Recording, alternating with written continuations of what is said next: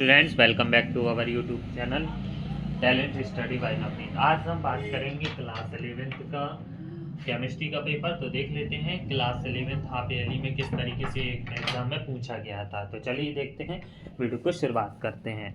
ये केमिस्ट्री का पेपर है, रसायन शास्त्र का। तो पहला आपका जो सही विकल्प चुनकर लिखिएगा। पहला क्वेश्चन है, यहाँ पर निम्नलिखित में से एसआई मात्रक नहीं है। तो एसआई मात्रक आपका लीटर नहीं होगा।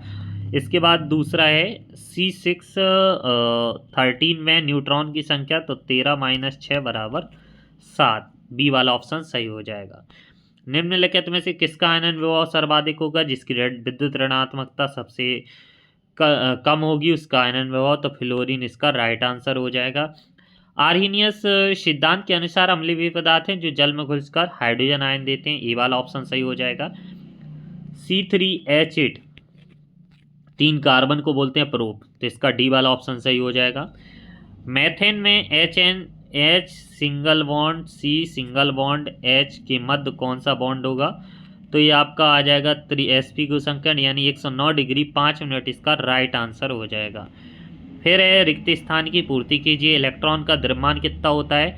9.1 गुणे 10⁻⁻31 किलोग्राम इलेक्ट्रॉन का द्रव्यमान होता है। मेंडलीव की आवास सारणी का संशोधन कर बनाई गई आवास सारणी आपकी आधार पे है परमाणु द्रव्यमान। ठीक है, तो परमाणु इसका हो जाएगा परमाणु संख्या, सॉरी परमाणु द्रव्यमान नहीं, परमाणु संख्या, क्योंकि आधुनिक आवास सारणी बनाई गई परमाणु संख्या पर। C2H4 में कितने बॉन्ड हैं? तो CH2 डबल बॉन्ड CH2, इसका राइट आंसर हो जाएगा। एक ही डबल बॉन्ड है इसमें।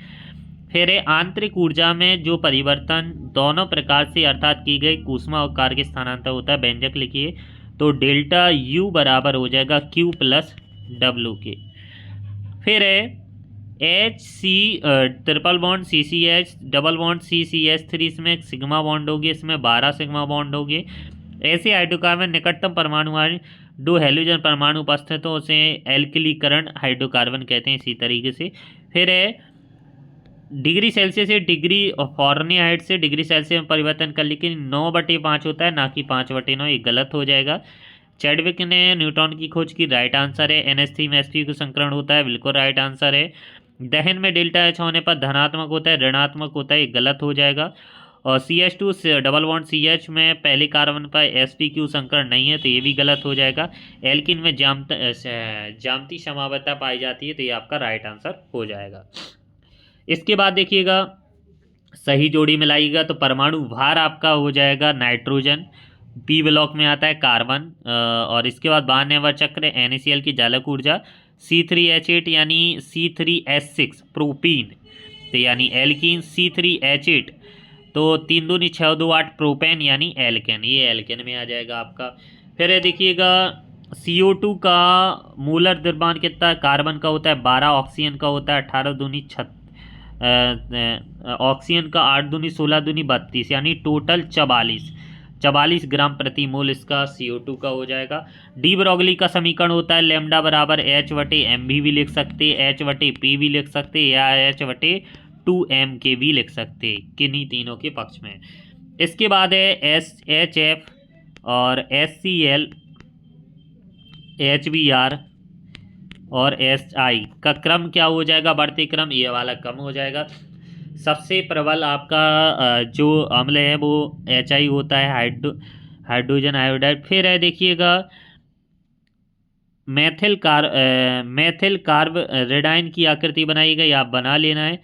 फिर इसके बाद देखिएगा कैल्शियम कार्बाइड की जल से क्रिया की जाती है तो आपकी एसिटिलीन गैस प्राप्त होती है CaCO2 प्लस H2O, जो सिंगल बॉन्ड CaOH का होल ट्वाइस और C2H2, ठीक है ना।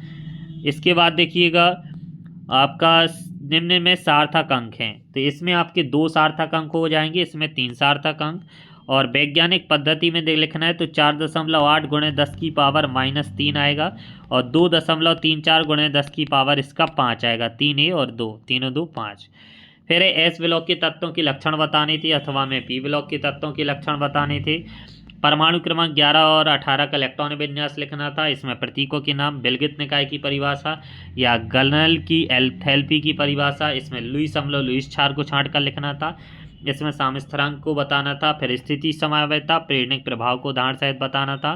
फिर बुटाजियक्सा या मार्कोनिकॉफ के नियम को। फिर हाइड्रोजन ए आपका इसका समीकरण आपको लिखना था। इसमें आपको मोल ग्लूकोज का निकालना था और इलेक्ट्रॉन की लब्धि एंथैल्पी को लिखना था। और आवर्त में परिवर्तन जाने पर क्या होता है, आयनन एंथैल्पी, आवर्त सारणी में आयनन एंथैल्पी, सिग्मा पाई बॉन्ड में अंतर, अनाबंध आणविक कक्षक एवं प्रति आबंध आणविक कक्षक में कोई दो अंतर लिखना था। केपी और केसी में संबंध, ब्रॉस्टेड लोरी सिद्धांत, और इलेक्ट्रॉनिक विन्यास लिखना था। चारों क्वांटम संख्याओं की मान बतानी थी और इसमें भी इलेक्ट्रॉनिक विन्यास, इसमें भी आपके चारों क्वांटम संख्याओं की नाम बताने थे।